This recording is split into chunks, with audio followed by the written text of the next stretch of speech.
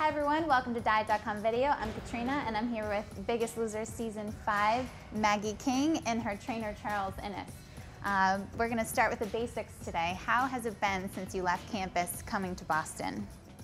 It's definitely more of a challenge at home because you have life. You know, I work 3 hours a day at a Boys and Girls Club and I work with kids, and so it's like you get up in the morning, you do your workout, and then there's work. So you had to kind of like leave and go to work, and then you come back and you just get right back into the gym.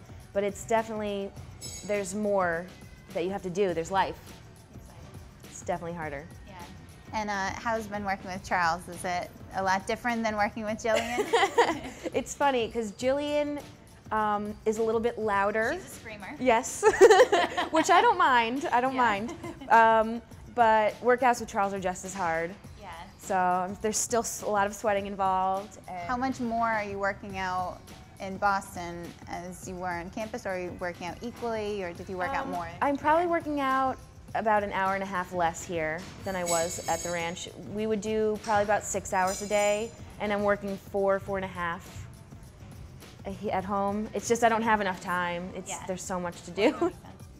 I recently saw that you said the biggest thing that you can tell people in weight loss is to start out slow and be confident and don't go right into a lot, just kind of build up to the hardest stuff. Mm-hmm. How did you do that being thrown onto The Biggest Loser, where you're working out 6-7 hours a day? Yeah.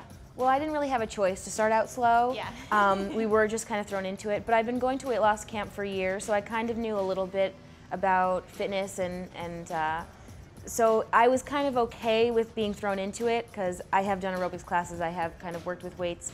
I just kind of couldn't do it on my own. Yeah. But I do think that starting off slow isn't that bad if you're trying to do your own program, because if you don't really know what you can do, if you kind of just inch your way into things and see what you're capable of, then every day you can kind of push yourself gradually into stuff. Like if you're going to want to run on the treadmill, you can run for 1 minute intervals and see how it goes, and then you can work your way up to half an hour. You never know how far you can push yourself. That's good. And what's the biggest thing you push yourself to do with Charles since you've been in Boston? Oh gosh, I don't know. What do you think is the biggest thing? Well, I'm always amazed that Maggie has the endurance that she has, and she's actually a big motivation for all of my other clients because I don't think anyone else can keep up with her.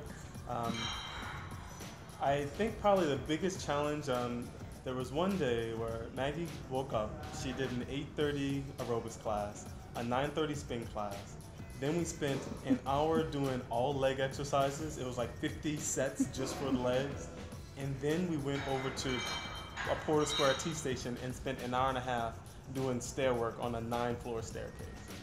That's crazy. I think I almost cried. Did you ever think you could do that before? Did you ever see yourself there at that point? Never. It's funny because I always think about, could I have done this in October before I started Biggest Loser?